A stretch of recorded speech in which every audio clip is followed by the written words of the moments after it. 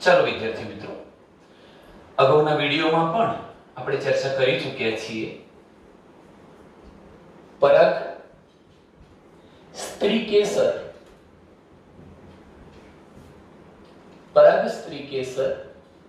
આંતરક્રિયા। જો કે અત્યાર સુધી આપણે માત્ર એટલું સમજ્યા કે પરાગાસન પર સંગત કે અસંગત પરાગરજનું સ્થાપન થવું એટલે શું।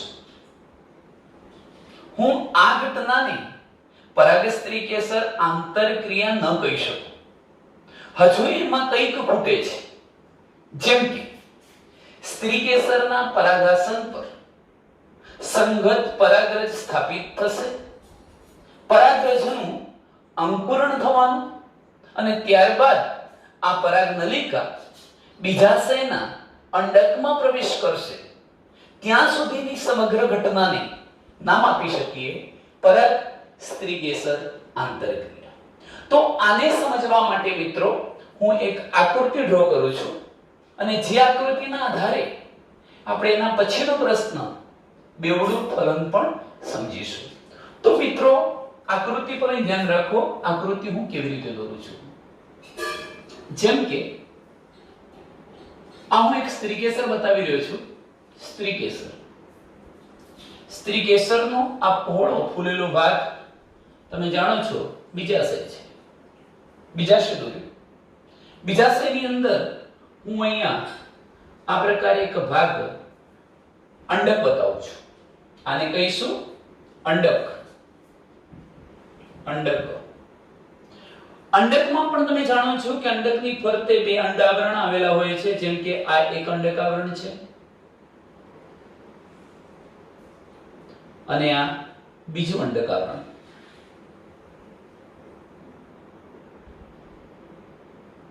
અને પછી આ અંડકનાળ કે અંડદંડ એ બીજાશય સાથે અથવા જ્યાંથી ઉત્પન્ન થાય એટલે જરાયુ સાથે જોડાયેલું હોય છે। મિત્રો હું અંદર પ્રદેહ નથી બતાવતો કારણ કે હાલ પૂરતી આપણને પ્રદેહની જરૂરિયાત નથી, માટે હું માત્ર અહીંયા એક એકકીય અંડકોષ બતાવું છું। નામ આપી દઈશું એકકીય અંડકોષ। એની બંને બાજુએ પડખે આપણે બે સહાયક કોષો બતાવીએ છીએ, તો એને નામ આપી દઈએ સહાયક કોષો। જો કે તે પણ એકકીય છે। સામેના છેડે એટલે કે પ્રતિધ્રુવીય છેડે, બીજાંડ તલીય છેડે આપણે ત્રણ કોષો બતાવ્યા, એને નામ આપીશું પ્રતિધ્રુવીય કોષ, જે પણ એકકીય છે। અને બરોબર મધ્ય ભાગે આપણે મધ્યસ્થ કોષ કહીશું। મધ્યસ્થ કોષ જે NN 2N twice N દ્વિકીય છે। તો આ રચના થઈ મિત્રો અંડકની। આખું આ બીજાશય છે। આ જે છે સ્ત્રીકેસરનો ભાગ, એનું નામ છે પરાગવાહિની અને સ્ત્રીકેસરનો આ જે ટોચનો ભાગ છે એને આપણે પરાગાસન કહીએ છીએ। પરાગાસન।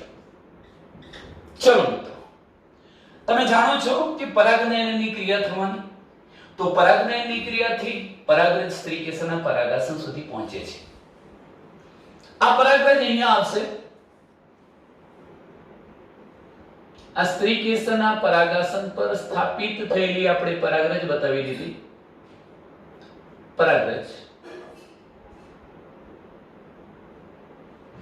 આપણે એ પણ જાણીએ છીએ કે એના બાહ્ય આવરણમાં કેટલેક સ્થાને આવા છિદ્રો આવેલા છે, જેને જનન છિદ્રો તરીકે ઓળખાવીશું। જનન છિદ્રો।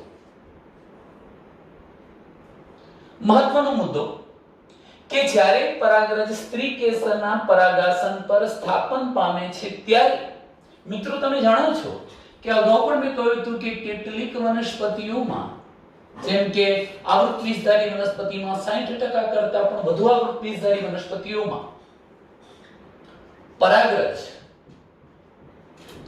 દ્વિકોષીય હોય છે, દ્વિકોષીય હોય છે.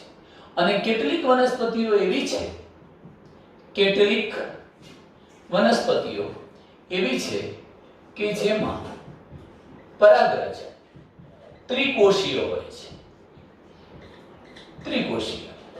તો જો મિત્રો, જો પરાગરજ કેટલીક વનસ્પતિમાં દ્વિકોષીય હોય તો એનો એક કોષ વાનસ્પતિક કોષ હશે, વાનસ્પતિક કોષ, અને એનો બીજો કોષ જનન કોષ હશે.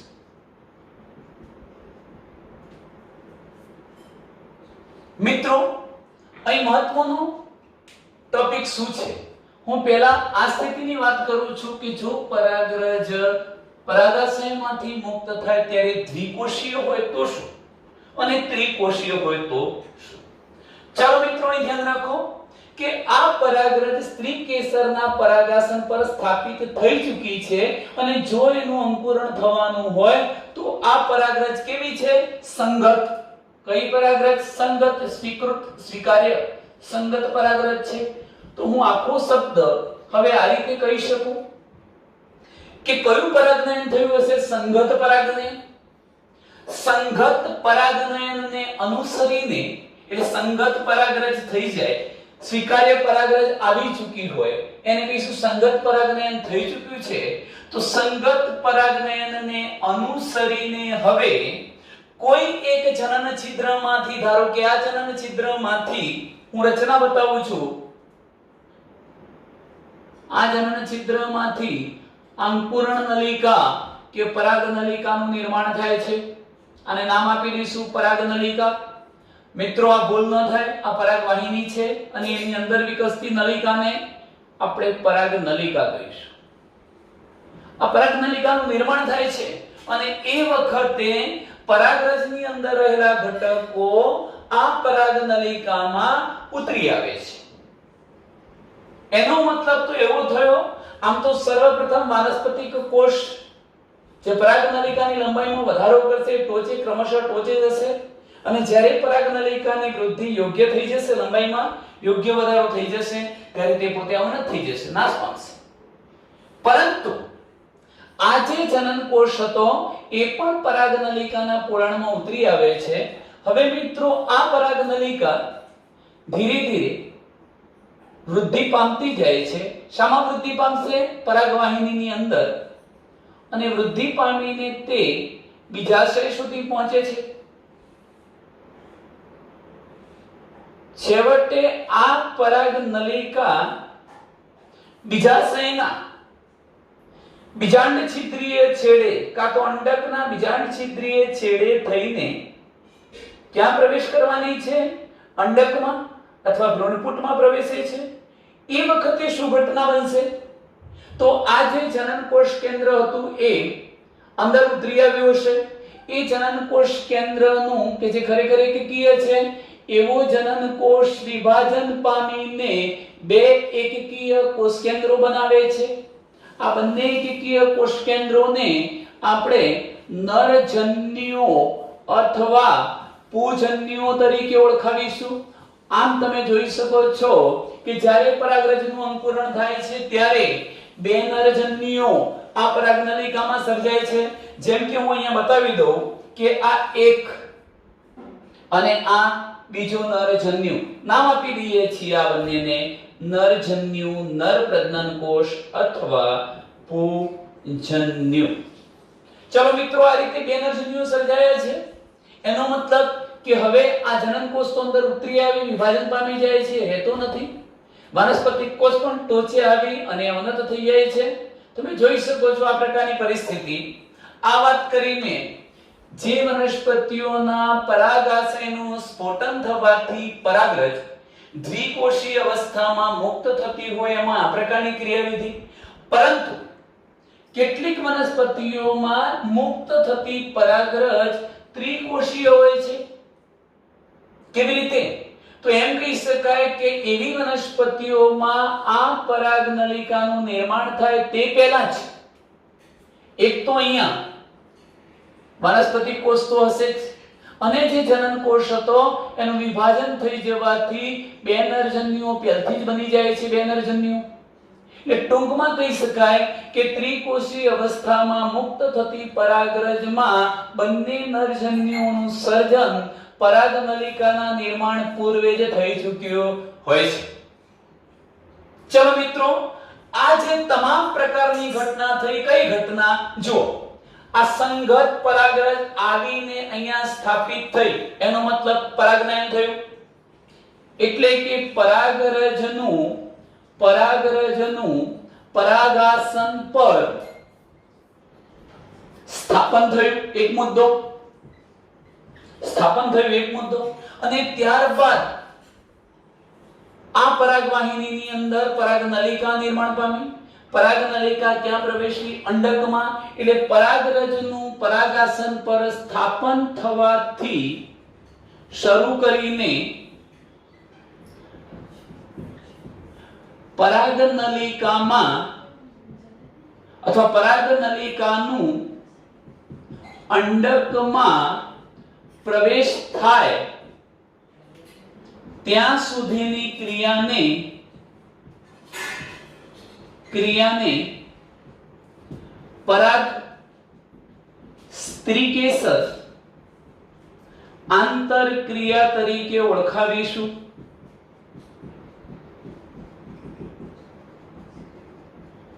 ફરીથી જો મિત્રો કે પરાગાસન પર પરાગરજનું સ્થાપન થાય ત્યાંથી લઈને છેક આ પરાગનલિકા અંડકમાં પ્રવેશી જાય ત્યાં સુધીની ક્રિયાવિધિને પરાગ સ્ત્રીકેસર આંતરક્રિયા તરીકે આપણે ઓળખાવીએ છીએ.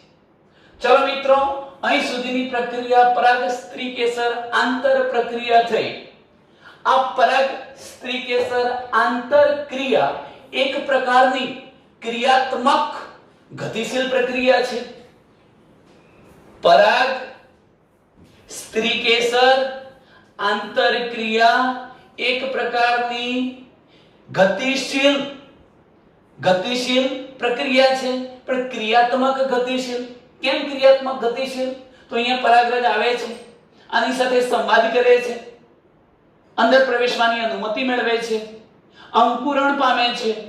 આખી લાઈવ ઘટના અહીંયા થાય છે. માટે એવું કહી શકાય કે કાર્યાત્મક દ્રષ્ટિએ વિચારીએ તો આ એક ગતિશીલ પ્રક્રિયા છે.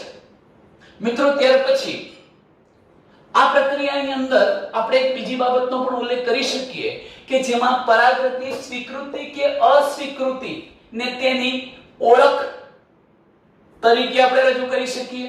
કેવી રીતે જુઓ? જે પરાગરજ સ્વીકૃત બની છે એને હું સંગત પરાગરજ કહીશ. જે પરાગરજ સ્વીકૃત બની છે એ સંગત છે, અને જે અસ્વીકૃત હશે, જેનું અંકુરણ નથી થવાનું, એ કેવી છે? અસંગત. તો એમ કહી શકાય કે પરાગ સ્ત્રીકેસર આંતરક્રિયા દ્વારા તમે પરાગરજ સંગત છે કે નથી તેની પણ ઓળખ કરો છો. ચલો મિત્રો, આ જે ક્ષેત્ર છે, આ જે અભ્યાસ છે, આ ક્ષેત્રના જ્ઞાનનો ઉપયોગ કરી વનસ્પતિ સંવર્ધકો, હું શબ્દ લખું છું, આ જ્ઞાનનો ઉપયોગ કરી વનસ્પતિ સંવર્ધકો. વનસ્પતિ સંવર્ધકો એટલે શું? તો વનસ્પતિમાં નવી સુધારેલી જાતો મેળવવા માટે પ્રયત્નો કરતા વૈજ્ઞાનિકો. જોઈ શકો છો, વનસ્પતિ સંવર્ધકો આ જ્ઞાનનો ઉપયોગ કરીને શું કરે છે? તો આ ક્ષેત્રના જ્ઞાનનો ઉપયોગ કરી વનસ્પતિ સંવર્ધકો પરાગ સ્ત્રીકેસર આંતરક્રિયાને તો સમજે જ છે કે પરાગરજ અને સ્ત્રીકેસર વચ્ચે કેવા પ્રકારની આંતર પ્રક્રિયા થાય છે, એ તો સમજે છે, પરંતુ આ ઉપરાંત અસંગત પરાગનયનમાં ફેરફાર કરીને ઈચ્છિત સંકર જાત મેળવે છે. અસંગત પરાગનયનમાં ફેરફાર કરીને ઈચ્છિત જાત મેળવે છે. મિત્રો, ધ્યાનથી સમજો, આ મુદ્દો સમજવા લાયક છે. કયા જ્ઞાનનો ઉપયોગ કરીને? તો આ જે વનસ્પતિ સંવર્ધકો હતા, જે જુદા જુદા વનસ્પતિ પાકોની જાતોમાં સુધારો કરવાનો પ્રયત્ન કરતા હતા, એવા વનસ્પતિ સંવર્ધકો આ જ્ઞાનનો ઉપયોગ કરે છે. કયા જ્ઞાનનો? પરાગ સ્ત્રીકેસર આંતરક્રિયાનો અભ્યાસ કરે છે. એક બાબત. આ ઉપરાંત અસંગત પરાગનયનમાં ફેરફાર કરીને ઈચ્છિત જાત મેળવે છે. અહીંયા ફરી એક શબ્દ આવ્યો, અસંગત પરાગનયન. એટલે મિત્રો તમે તરત જ એવું સમજી જશો કે સાહેબ અસંગત પરાગનયનનો મતલબ તો એવો થશે કે એ પરાગરજ સ્વીકૃત નથી, એટલે કોઈ પણ સંજોગોમાં એનું અંકુરણ થવાનું નથી. ના મિત્રો, આ વનસ્પતિ સંવર્ધકોના મતે આમના મંતવ્ય પ્રમાણે અસંગત પરાગનયનમાં ફેરફાર કરી ઈચ્છિત જાત મેળવવી એટલે શું? તેઓના મતે અસંગત કોણ? તો હું બે બાબતો લખું છું કે જે પરાગરજમાં મોટા ભાગના ઈચ્છિત લક્ષણો આવેલા હશે એને વનસ્પતિ સંવર્ધકો સંગત પરાગરજ માને છે, અને અનિચ્છનીય કેટલાક બિનજરૂરી વધારાના અનિચ્છનીય લક્ષણો આવેલા હશે તો તેને અસંગત પરાગરજ માને છે. હવે હું તમને એક ઘટના સમજાવું કે ધારો કે અહીંયા કોઈ એક વનસ્પતિનું આપણે પુષ્પ દોરીએ છીએ.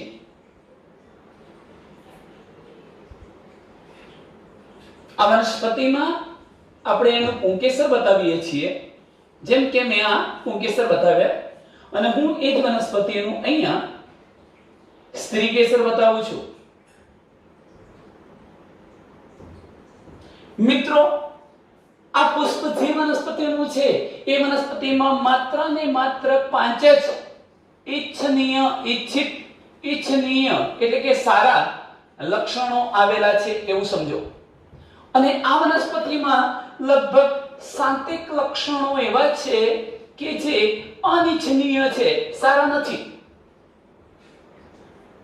તો મિત્રો, આ બાબતના આધારે હું એક બીજી ઘટના સમજાવું કે મારી જોડે કોઈ એક બીજી વનસ્પતિનું આ પુંકેસર છે, અને એ પુંકેસરમાં પરાગરજ ઉત્પન્ન થશે.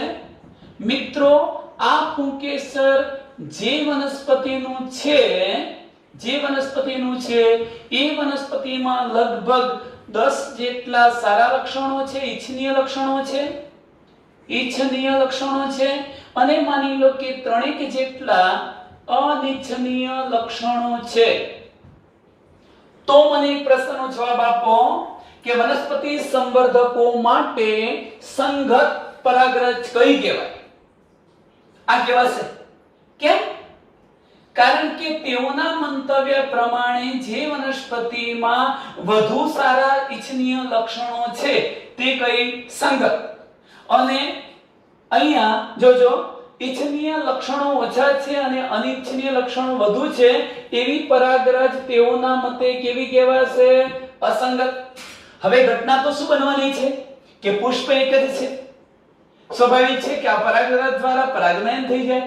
એટલે જોજો, વનસ્પતિ સંવર્ધકો માટે આ પરાગરજ કેવી હતી? અસંગત. એને કોઈ પણ સંજોગોમાં અહીંયા આવતી અટકાવી દેવી છે. એમને અટકાવી છે. એટલે શું અટકાવવું છે? અસંગત પરાગનયન ખરેખર અટકાવવું છે. અસંગત પરાગનયન અટકાવી દેવું છે, અને આ ઈચ્છિત લક્ષણો ધરાવતી જે પરાગરજ હતી એને લાવીને અહીંયા સ્થાપિત કરવી છે. પણ મિત્રો, તમે આગળ ભણ્યા હતા કે જો બીજી વનસ્પતિની પરાગરજ હોય તો એનું જનીન બંધારણ જુદું હોય, અને જનીન બંધારણ જુદું છે એટલે આ પરાગાસન માટે આ પરાગરજ કેવી થઈ જાય? અસંગત. એનું અંકુરણ ન થાય, અને અંકુરણ ન થાય તો ઈચ્છિત ફળ, ઈચ્છિત પાક ન મેળવી શકાય. એવા સંજોગોમાં વૈજ્ઞાનિકો વનસ્પતિ સંવર્ધકો શું કરે છે કે જે પરાગાસન માટે આ બીજું જનીન બંધારણ ધરાવતી પરાગરજ હતી, ભલે ઈચ્છનીય સારા લક્ષણો વાળી હતી, ઈચ્છિત લક્ષણો વાળી હતી, પણ આના માટે તો કેવી હતી? અસંગત. હવે આ અસંગત પરાગનયન થવાનું નહોતું, પણ કૃત્રિમ રીતે આ વનસ્પતિ સંવર્ધકો એવા પ્રયત્નો કરીને, એવા કેમિકલ્સની અસર આપીને, આના બંધારણમાં ફેરફાર કરીને પણ આ પ્રકારની અસંગત પરાગરજનું સ્થાપન અહીંયા કરે છે, જેથી કરીને જે નવી વનસ્પતિ સર્જાવાની, ફલન થવાનું, બીજ બનવાનું, બીજમાંથી નવી વનસ્પતિ ઉગવાની, એ વનસ્પતિમાં કદાચ 10 આના સારા લક્ષણો, 3 આના સારા લક્ષણો, આમ 12-13 સારા લક્ષણો ધરાવતી એટલે ઉચ્ચ ગુણવત્તાવાળી તમે નવી વનસ્પતિને મેળવી શકો. આ કાર્ય કરે છે વનસ્પતિ સંવર્ધકો. એટલે હવે મિત્રો તમને ખબર પડી ગઈ હશે, હું એકદમ શોર્ટમાં તમને કહી દઉં છું કે આમ તો એક જ પુષ્પ દ્વારા સર્જાતી પરાગરજ સામાન્ય રીતે સંગત પરાગરજ કહેવાય. સામાન્ય રીતે સંગત પરાગરજ કહેવાય અને જેનું જનીન બંધારણ જુદું છે એ પરાગરજ અસંગત કહેવાય. હવે જ્યારે વનસ્પતિના પરાગાસન પર અસંગત પરાગરજ આવે છે ત્યારે પરાગનયનની ક્રિયા થતી નથી અને અંકુરણ અહીં થવાનું નથી. એવા કિસ્સામાં આ વનસ્પતિ સંવર્ધકો શું કરશે? આજે અસંગત પરાગનયન થયું, અસંગત પરાગનયન કરાવવાનું હતું, એ ક્રિયામાં થોડો ફેરફાર કરી દેશે, રાસાયણિક ફેરફારો કરશે અને પછી ઈચ્છિત જાત, જેમ કે આપણે અહીંયા 13 લક્ષણો વાળી ઈચ્છનીય જાત બનાવી આ પ્રકારે નવી ગુણવત્તાવાળી, ઉચ્ચ ગુણવત્તાવાળી, ઉચ્ચ કોટીવાળી નવી જાતોને પ્રાપ્ત કરતા હોય છે. ચાલો મિત્રો, આટલે સુધીનો ટોપિક જોયો. ત્યાર પછીના ટોપિકમાં હું તમને એક ઉદાહરણ આપું છું, અહીં ધ્યાન રાખજો. જેમ કે આપણે કેટલીક વનસ્પતિઓ લઈએ, વાલ છે, ચણા છે, ક્રોટોલેરિયા જેવી વનસ્પતિ છે. વાલ, ચણા, ક્રોટોલેરિયા, ગુલમેંદી, બારમાસી, ગુલમેંદી, બારમાસી, આવી જે વનસ્પતિઓ છે એ વનસ્પતિઓમાં આપણે એના પુંકેસરોને તોડી લેવાના. આ જુદી જુદી વનસ્પતિના પુંકેસરો તોડવાના, પુખ્ત પુંકેસરો, અને એ પુંકેસરોને તોડીશું, એના પરાગાશયને આપણે એકત્રિત કરીશું. તો સ્વાભાવિક છે મિત્રો કે આ પરાગાશયના સ્ફોટન દ્વારા એમાંથી શું ઉત્પન્ન થઈ હશે? પરાગરજ. એટલે આપણે આ બધાની પરાગરજને એકત્રિત કરીએ છીએ. આ પરાગરજ એકત્રિત કર્યા પછી એને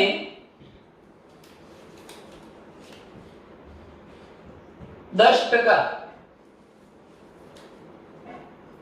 સ્ટાર્ચના માધ્યમમાં, ગ્લુકોઝ જેવા કાર્બોદિતો પણ હોય, શર્કરા, સ્ટાર્ચ કહેવા કરતા આપણે શર્કરા કહીએ, 10% શર્કરાના માધ્યમમાં રાખીશું. એટલે મોટા ભાગનું પાણી લઈશું, થોડીક શર્કરા લઈશું. એ રીતે આ પરાગરજને અંદર રાખવાથી શું થવાનું?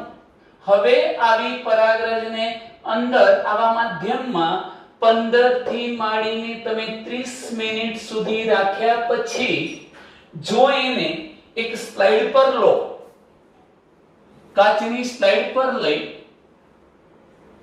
આ જે પરાગરજ છે એ પરાગરજ પર કવર સ્લિપ ઢાંકો અને ત્યારબાદ એનો માઇક્રોસ્કોપમાં અભ્યાસ કરો. માઇક્રોસ્કોપમાં મિત્રો અભ્યાસ કરો તો અહીંયા શું ઘટના બનવાની છે કે તમે જોઈ શકશો કે મોટા ભાગની પરાગરજ આ રીતે અંકુરિત થઈ ચૂકી હશે. તમને મોટા ભાગની પરાગરજમાં અંકુરણ નલિકાનું નિર્માણ દેખાશે. આમ તો આવું ક્યારે થાય? કુદરતી રીતે ક્યારે થાય? કે જ્યારે પરાગરજ સ્ત્રીકેસરના પરાગાસન પર આવે. આ પરાગરજના અંકુરણ માટે સ્ત્રીકેસર બધી જ સુવિધા પૂરી પડે તો અંકુરણ થાય. પરંતુ આ વનસ્પતિ સંવર્ધકો શું કરે છે? જુદી જુદી વનસ્પતિઓના પુંકેસરોના પરાગાશયમાંથી પરાગરજને એકત્રિત કરે છે જે ઈચ્છનીય લક્ષણો વાળી હોય. આવી પરાગરજને 10% શર્કરાના માધ્યમમાં 15 થી 30 મિનિટ રાખવાની. પરિણામ સ્વરૂપે સ્લાઇડ બનાવી માઇક્રોસ્કોપમાં જો આપણે એનો અભ્યાસ કરીએ તો આપણે જોઈ શકીએ છીએ કે એનું અંકુરણ થાય છે. તો આ અંકુરણ તેઓએ કૃત્રિમ રીતે કરાવ્યું એમ કહી શકાય. મિત્રો, આટલે સુધીના ટોપિકમાં તમને સમજ મળી ગઈ હશે. હવે ત્યાર પછી આગળના મુદ્દાની આપણે ચર્ચા કરીએ છીએ. અહીં ધ્યાન રાખો.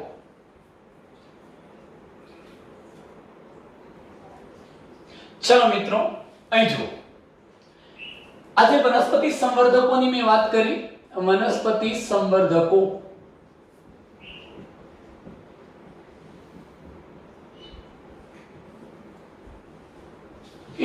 ઇચ્છિત ઉચ્ચ ગુણવત્તાવાળી નવી જાતોનું નિર્માણ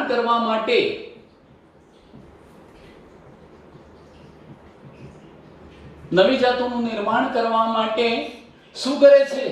કાં તો તેઓ જુદી જુદી જાતિઓ વચ્ચે સંકરણ યોજે છે, કૃત્રિમ સંકરણ, કાં તો પછી જુદી જુદી પ્રજાતિઓ વચ્ચે સંકરણ યોજે છે. અહીંયા મેં બે મહત્વના મુદ્દા ગયા છે કે તેઓ જુદી જુદી જાતિ વચ્ચે સંકરણ કરાવશે, કૃત્રિમ સંકરણ, કાં તો પછી જુદી જુદી પ્રજાતિઓ વચ્ચે સંકરણ કરાવે છે અને ઇચ્છિત લક્ષણોનો સમન્વય કરી વ્યાપારિક ધોરણે ઉચ્ચ જાતો મેળવવા માટે પ્રયત્ન કરે છે. જુદી જુદી જાતિ વચ્ચે સંકરણ કરાવશે, જુદી જુદી પ્રજાતિઓ વચ્ચે સંકરણ કરાવશે અને એ રીતે તેઓ ઇચ્છિત લક્ષણોનો સમન્વય કરીને વ્યાપારિક ધોરણે ઉચ્ચ જાતિઓનું નિર્માણ કરવા માટે પોતે ઉત્સુક રહેતા હોય છે. તેઓ સતત એવું વિચારતા હોય કે આપણે જુદી જુદી જાતિઓ વચ્ચે, જુદી જુદી પ્રજાતિઓ વચ્ચે, સારા ઇચ્છનીય લક્ષણો ધરાવતી વનસ્પતિઓ વચ્ચે સંકરણ કરીને વ્યાપારિક ધોરણે, જેને વ્યાપાર દ્વારા વધુને વધુ મુનાફો મેળવી શકાય, અર્થ ઉપાર્જન કરી શકાય એવી વનસ્પતિનું નિર્માણ કરવા માટે તેઓ ઉત્સુક રહેતા હોય છે. આ માટે મિત્રો એક અગત્યની બીજી પણ બાબત સમજી લો કે આવું જે કૃત્રિમ સંકરણ છે, આ બધું કરશે એને કહેવાય કૃત્રિમ સંકરણ. આ કૃત્રિમ સંકરણમાં બે બાબતો આપણે કરવી પડશે. આ બે બાબતો કઈ? જો વનસ્પતિ સંવર્ધકોને ઇચ્છિત લક્ષણો ધરાવતી સુધારેલી નવી વનસ્પતિઓ મેળવવી છે તો એ કૃત્રિમ સંકરણમાં બે ક્રિયાઓનો સહારો લેશે. આ બે ક્રિયાઓ કઈ કઈ છે? ઇમેસ્ક્યુલેશન અને બેગિંગ. ઇમેસ્ક્યુલેશન અને બેગિંગ આ બંને ક્રિયાઓ થશે જે કૃત્રિમ સંકરણનો જ ભાગ છે અને આવા કૃત્રિમ સંકરણ દ્વારા તમે પાક સુધારણા કરી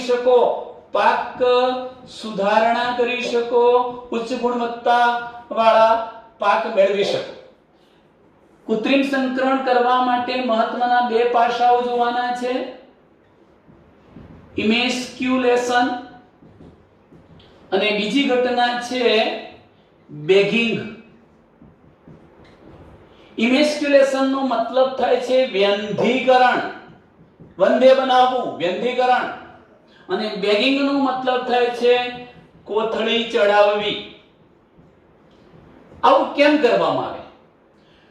મેં અગાઉ તમને એક આકૃતિ સમજાવી મિત્રો, ફરી એને દોરીએ છીએ જેથી આ બંને ક્રિયાઓને સારી રીતે સમજી શકીએ. ચલો આ કોઈ એક વનસ્પતિનું પુષ્પ દોર્યું છે, એના આપણે આ પુંકેસરો બતાવી દીધા પરાગાશય સહિત, અને એનું આ મેં સ્ત્રીકેસર બતાવ્યું. જો હવે આગળ સમજી ગયેલી ઘટનાનો અહીંયા ઉપયોગ, મેં આ એક વનસ્પતિ બતાવી છે, કોઈ એક વનસ્પતિ બતાવી છે, હું અન્ય બીજી વનસ્પતિ અહીંયા બતાવું છું. અન્ય બીજી વનસ્પતિમાંથી મેળવાયેલું આ પુંકેસર બતાવું છું. બીજી કોઈ વનસ્પતિમાંથી મેળવાયેલું પુંકેસર. અહીંયા આ બે દોરવા પાછળનો આશય એવો છે કે આ વનસ્પતિ કે જે દ્વિલિંગી પુષ્પ ધરાવે છે એનું સ્ત્રીકેસર પુંકેસર બતાવ્યું છે. એમાં ફક્ત 5 જ ઇચ્છનીય લક્ષણો છે. કેટલા? 5 લક્ષણો ઇચ્છનીય છે અને મોટા ભાગના અનિચ્છનીય લક્ષણો છે. એટલે આ પાક ઉચ્ચ ગુણવત્તાવાળો નથી, સારી ક્વોલિટીનો નથી એમ સમજો. હવે જુઓ, હું અન્ય વનસ્પતિનું આ જે પુંકેસર લઉં છું એમાંથી આ પરાગરજ ઉત્પન્ન થાય છે અને એ જે વનસ્પતિ બીજી વનસ્પતિ હતી એમાં લગભગ 15 જેટલા સારા ઇચ્છનીય લક્ષણો છે. જેમ કે મિત્રો તમે જાણતા હશો કે આપણે જે ધાન્ય પાકો ખાઈએ છીએ, ખાસ કરીને ઘઉં, ચોખા, એને સુધારેલી જાતોનો આપણે ઉપયોગ કરી રહ્યા છીએ. સુધારેલી, કૃત્રિમ સંવર્ધનથી સુધારેલી આ બધી જાતો છે. કેવી રીતે આ બધી જાતોનું નિર્માણ થયું હશે? ધારો કે મારે કોઈક ઘઉંની સુધારેલી જાત મેળવવી છે, તો હું હાલ અસ્તિત્વ ધરાવતી જે ઘઉંની જાતિ છે એનું જંગલી વન્ય પ્રકારની વનસ્પતિનું જે ઘાસ હતું, ઘાસ એની સાથે સંકરણ યોજીશ, ત્યારે એ જંગલી ઘાસ પ્રકારની વનસ્પતિના કેટલાક ઈચ્છિત લક્ષણો હું અત્યારે અસ્તિત્વ ધરાવતી ઘઉંની જાતિમાં ફેરફારિત કરી શકીશ, મેળવી શકીશ, અને પછી જે ઘઉં પ્રાપ્ત થવાના એ બધા ઘઉં કે ચોખા મોટા ભાગના ઈચ્છનીય લક્ષણો વાળા મળવાના. જેમ કે ઉદાહરણથી સમજીએ કે જંગલની અંદર ઉગતી કોઈ વનસ્પતિને બહુ ઓછું પાણી મળતું હોય ઘાસને, છતાં પણ એ સારો ગ્રોથ કરી શકતું હોય, એ રોગનો પ્રતિકાર કરવાની ક્ષમતા વાળું હોય, એની જે લંબાઈ છે વધુ હોય, આવા સારા ઈચ્છનીય લક્ષણો ધરાવતા ઘાસ સાથે ઘઉંની જાતિનું જ્યારે સંકરણ યોજવામાં આવે છે, ત્યારે ઘઉંના કેટલાક સારા લક્ષણો, ઘાસના કેટલાક સારા લક્ષણોનું મિશ્રણ જોવા મળે છે, અને નવી જે ઘઉંની જાતિ મળવાની એ ઉચ્ચ ગુણવત્તાવાળી સારા લક્ષણોવાળી મળવાની. હું અહીંયા પણ એ જ ઘટના બતાવવા પ્રયત્ન કરું છું કે કૃત્રિમ સંકરણમાં અથવા કૃત્રિમ સંકરણ કરીને જો પાક સુધારણા કાર્યક્રમ કરવો છે તો બે ક્રિયાઓમાંથી પસાર થવું છે, ઇમેસ્ક્યુલેશન અને બેગિંગ. જેમ કે 5 જ ઈચ્છનીય લક્ષણો હતા, અહીંયા 15 ઈચ્છનીય લક્ષણો હતા. અહીંથી ઉત્પન્ન થતી પરાગરજ દ્વારા જો અહીંયા પરાગનયન થઈ જાય છે તો ફરી એ વનસ્પતિમાં 5 જ ઈચ્છનીય લક્ષણો મળવાના. એટલે વનસ્પતિ સંવર્ધકોના મતે આને આપણે અસંગત ગણી લઈએ. એમના માટે તો ઈચ્છનીય લક્ષણો વાળી કઈ હતી આ પરાગરજ. તેથી હવે શું કરવું, આ સ્વફલન અહીંયા અટકાવવું છે, એટલે એ વખતે ઇમેસ્ક્યુલેશન જરૂરી બને. યાદ રાખજો મિત્રો, ઇમેસ્ક્યુલેશન દ્વિલિંગી પુષ્પોમાં જ થાય વેંધીકરણ. એટલે શું, આપણે ચીપિયાની મદદથી એના પુંકેસરો પુખ્ત બને પહેલા પરાગાશયનું સ્ફોટન કરીને પરાગરજને મુક્ત કરે એ પહેલા જ આ બંને પુંકેસરોને, જેટલા પુંકેસરો હતા એને ચીપિયાની મદદથી નુકસાન ન થાય એ રીતે દૂર કરી દેવામાં આવે. આ ઘટનાને શું કહેવાય, ઇમેસ્ક્યુલેશન, વેંધીકરણ. કારણ કે હવે પરાગરજ દ્વારાનું ફલન શક્ય બનવાનું નથી, અને ત્યારબાદ તરત જ એક મીણિયા કાગળની બનેલી કોથળી દ્વારા સમગ્ર પુષ્પને ઢાંકી દેવામાં આવે. આ કોથળી દ્વારા જે ઘટનાને કહેવાય બેગિંગ, એટલે કોથળી ચડાવવી. હવે મિત્રો આ કોથળીને ક્યારે ત્યાંથી ફરી દૂર કરવી, તો જુઓ, જ્યારે આ સ્ત્રીકેસરનું પરાગાસન પરાગરજને ગ્રહણ કરવા માટે તૈયાર થઈ જશે, ત્યારે વૈજ્ઞાનિકો ઈચ્છિત લક્ષણ ધરાવતી જે પરાગરજ હતી એ પરાગરજને કોથળી દૂર કરીને અહીંયા છાંટશે, અને ત્યારબાદ ફરી પાછા મીણિયા કાગળની બનેલી કોથળી ચડાવી દેશે. આવું કેમ? કારણ કે આ પરાગરજ દ્વારા તો પરાગનયન થઈ જ જવાનું છે, પણ ભૂલથી બીજી અનિચ્છનીય પરાગરજ આવીને ફલન પ્રક્રિયા ન કરી જાય એટલા માટે આ પ્રકારની કોથળી ચડાવવી, બેગિંગ પ્રક્રિયા કરવામાં આવે છે.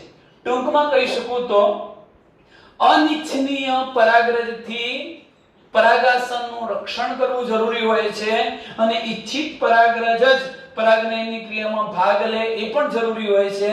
આ બંને ઘટનાઓ માટે ઇમેસ્ક્યુલેશન એટલે વેંધીકરણ અને બેગિંગ એટલે કોથળી ચડાવવી આ કાર્ય કરવું પડે. મિત્રો, જો માદા પુષ્પો હોય, વનસ્પતિ ફક્ત માદા પુષ્પ જ ઉત્પન્ન કરતી હોય, એટલે કે એનામાં પહેલથી જ પુંકેસર નથી, ફક્ત સ્ત્રીકેસર છે, તો આ પ્રથમ ક્રિયા કરવાની જરૂરિયાત રહેતી નથી, ઇમેસ્ક્યુલેશન કરવાની જરૂરિયાત રહેતી નથી. ત્યાં ફક્ત આ પુષ્પ ખીલે પહેલા એને કોથળી વડે ઢાંકી દેવું, એટલે બેગિંગ જ કરવામાં આવે છે, ઇમેસ્ક્યુલેશન કરવામાં આવતો નથી. અને પછી ઈચ્છિત પરાગરજને લઈને આ કોથળી દૂર કરીશું. જ્યારે આ પરાગાસન ગ્રહણશીલ બનશે એ પરાગરજનો છંટકાવ કર્યા પછી પાછી કોથળી ચડાવી દઈશું, એટલે માત્ર બેગિંગ પ્રક્રિયા જ ત્યાં જરૂરી છે. આ રીતે મિત્રો વનસ્પતિ સંવર્ધકો કૃત્રિમ સંવર્ધન કરીને, કૃત્રિમ સંકરણ કરીને નવા સુધારેલા પાકોની જાતો મેળવતા હોય છે. ચાલો મિત્રો, આટલે સુધીનો ટોપિક મેં પૂરો કર્યો છે. હવે હું નવા ટોપિકની શરૂઆત કરું છું, જે માત્ર આ આકૃતિના આધારે સમજાવું છું. આકૃતિના શબ્દો ઉપર ફરી આપણે એકવાર ધ્યાન આપી દઈએ છીએ. તો આ છે પરાગવાહિની, અંદર આ પરાગ નલિકા, એમાં આ બે નર જન્યુઓ એટલે પૂજન્યુઓ આ બીજાશય છે એના પોલાણમાં અંડક ગોઠવાયેલું છે. અંડકમાં આ 8 કોષવાળી રચના એટલે ભ્રૂણપુટ કે માદાજન્ય જનક છે. એમાં આ 3 કોષોનો સમૂહ અંડપ્રસાધન છે. એમાં વચ્ચે જે કોષ છે એ એકકીય અંડકોષ અને 2 સહાયક કોષો છે.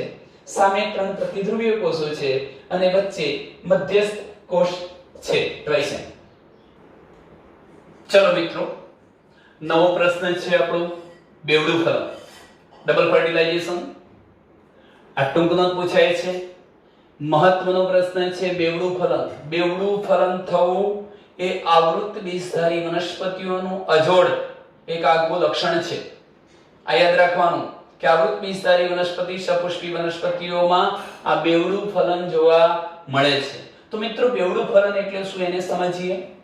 ચલો, અત્યાર સુધી ફલન માટે જરૂરી એવા નરજન્યુઓ આપણી જોડે છે, માદાજન્યુ છે. નર અને માદાજન્યનું જોડાવ એ જ ફલન, એ જ ઘટનાને આપણે શું કહીશું? ફર્ટિલાઇઝેશન. અહીંયા ફલિતાંડ બનવાનું છે, યુગ્મનજ બનવાનું છે. ચલો મિત્રો, અહીં ધ્યાન રાખો. સર્વપ્રથમ પરાગનયનની ક્રિયાને અનુસરીને પરાગનલિકા પરાગવાહિનીમાં માર્ગ કરી ધીમે ધીમે બીજાશય તરફ આગળ વધે છે અને તે બીજાંડછિદ્રીય છેડે થઈને અંડકમાં પ્રવેશ કરે છે. સર્વપ્રથમ તો એક મુદ્દાનો ઉલ્લેખ કરી દઈએ. મિત્રો, તમે જાણો છો કે સહાયક કોષોના ટોચના ભાગે તંતુ પ્રસાધન, તંતુમય પ્રસાધન ફિલિફોર્મ એપેટસ હતો. એ આ પરાગનલિકાને અંદર પહોંચાડવા માટેનું માર્ગદર્શન કરે છે કે એમને ક્યાંથી પસાર થવું છે. તમે વિચારો કે આ પરાગનલિકાનો ટોચનો ભાગ તૂટી જાય છે, સાથે સાથે આ એક સહાયક કોષમાં ભલે પ્રવેશે છે, બંને સહાયક કોષો અહીંયા નાશ પામે છે. બંને સહાયક કોષો નાશ પામે છે. એટલે જ્યારે પરાગનલિકા અંદર પ્રવેશ કરે છે ત્યારે ફક્ત 1 2 3 4 અને 5 કોષવાળી અવસ્થા બાકી રહે છે. અહીંયા મુક્ત થતા આ બંને નરજન્યુઓ પૈકીનો એક નરજન્યુ એકકીય અંડકોષ સાથે જોડાય છે. જો આ એકકીય અંડકોષ હતો એની સાથે એક નરજન્યુ જોડાઈ ગયો મિત્રો, અને જોડાઈ જવાથી એકકીય રચના જોડાઈ એટલે દ્વિકીય રચના બની. આને આપણે ફલિતાંડ કહીશું અથવા યુગ્મનજ કહીશું, ઝાયગોટ, યુગ્મનજ. સમય જતાં આપણે એ ઘટનાનો આગળ અભ્યાસ કરીશું કે યુગ્મનજનો વિકાસ થવાથી ભ્રૂણ બનવાનું છે. ભ્રૂણ બીજમાં ફેરવવાનું છે. એટલે મિત્રો એમ કહી શકાય કે ફલન પામીને અંડક બીજમાં ફેરવાઈ જાય છે. એક ઘટના. હજુ તો માત્ર આપણી જોડે શું બન્યું છે? યુગ્મનજ. એમાંથી ભ્રૂણ વિકાસ કેવી રીતે થાય? આપણે કેપ્સેલા પ્રકારનો ભ્રૂણ વિકાસ ભણવાના છીએ એના પછીના ટોપિકમાં. પણ બીજા નંબરનો મુદ્દો કે જે બાકીનો બીજો નરજન્યુ હતો એ પણ આ જે દ્વિકીય કોષ કેન્દ્ર હતું, મધ્યસ્થ કોષનું દ્વિકીય કોષ કેન્દ્ર, એની સાથે જોડાય છે. કોણ? બાકીનો બીજો નરજન્યુ. અને તેથી ત્યાં ત્રિકીય રચના જોવા મળશે, ટ્વાઇસ એન. ત્રિકીય જોડાણ થયું. ત્રિકીય કોષ કેન્દ્રનું અહીંયા જોડાણ, ટ્રિપ્લેટ ફ્યુઝન, ત્રિકીય જોડાણ થયું. પણ આ રીતે આ મધ્યસ્થ કોષના દ્વિકીય કોષ કેન્દ્રનું ફલન થઈ ત્રિકીય કોષ જે બને છે, ત્રિકીય કોષ કેન્દ્ર બન્યું, એને આપણે નામ આપીશું PEN, પ્રાઇમરી એન્ડોસ્પર્મ ન્યુક્લિયસ. અને એ પ્રાઇમરી એન્ડોસ્પર્મ ન્યુક્લિયસ એટલે કે પ્રાથમિક ભ્રૂણ કોષ કેન્દ્ર, પ્રાથમિક ભ્રૂણપોષ કોષ કેન્દ્ર, પ્રાથમિક ભ્રૂણપોષ કોષ કેન્દ્ર એ સમય જતાં આગળ ભ્રૂણપોષમાં ફેરવવાનું છે. પણ એ ભ્રૂણપોષમાં ફેરવાય પહેલા એ કોષને આપણે નામ આપીશું PEC, પ્રાઇમરી એન્ડોસ્પર્મિક સેલ. પ્રાથમિક ભ્રૂણપોષ કોષ કેન્દ્રની જગ્યાએ શું આવી જશે? કોષ કહેવાય. અને આ પ્રાથમિક, અહીં શબ્દ લખું છું, પ્રાથમિક ભ્રૂણપોષ કોષમાંથી જે ખરેખર ત્રિકીય રચના છે, કોષ તો એક જ છે, ત્રિકીય બની ચૂક્યો છે. આ પ્રાથમિક ભ્રૂણપોષ કોષમાંથી જ ભ્રૂણપોષ બનવાનો છે, ભ્રૂણપોષનો વિકાસ થવાનો છે. શાનો? ભ્રૂણપોષનો વિકાસ થશે. આ મિત્રો તમે જોઈ શકો છો જો કે આપણે ભ્રૂણપોષ વિકાસ શા માટે? તો જુઓ આ ફલિતાંડ જે છે આર્યયુગ્મન છે, તો આ વિકસતા ભ્રૂણને પોષણ પૂરું પાડવા માટે અહીંયા ભ્રૂણપોષ નામે ઓળખાતી પેશી બનાવવી પડશે, જે શામાંથી બનશે? પ્રાથમિક ભ્રૂણપોષ કોષ કેન્દ્રમાંથી, પ્રાથમિક ભ્રૂણપોષ કોષમાંથી બનશે, આમાંથી. આમ મિત્રો આવૃત્તિધારી વનસ્પતિઓના ભ્રૂણપુટમાં અથવા અંડકમાં બે રચનાઓનું ફલન થાય છે. એક આ દ્વિકીય યુગ્મન જ બનવું એટલે કે એકકીય અંડકોષનું ફલન થાય, અને બીજું ત્રિકીય ભ્રૂણપોષ કોષ કેન્દ્ર બનવું એટલે કે મધ્યસ્થ કોષના દ્વિકીય કોષ કેન્દ્રનું ફલન થાય. બીજી રીતે કહેવું હોય તો મિત્રો આવૃત્તિધારી વનસ્પતિઓમાં બે નરજન્યુઓ દ્વારા બે રચનાઓનું ફલન થાય છે, એકકીય અંડકોષનું અને દ્વિકીય કોષ કેન્દ્ર ધરાવતા મધ્યસ્થ કોષનું. આમ બે રચનાનું ફલન થતું હોવાથી આ ઘટનાને આપણે શું નામ આપીએ છીએ? બેવડું ફલન કહીશું.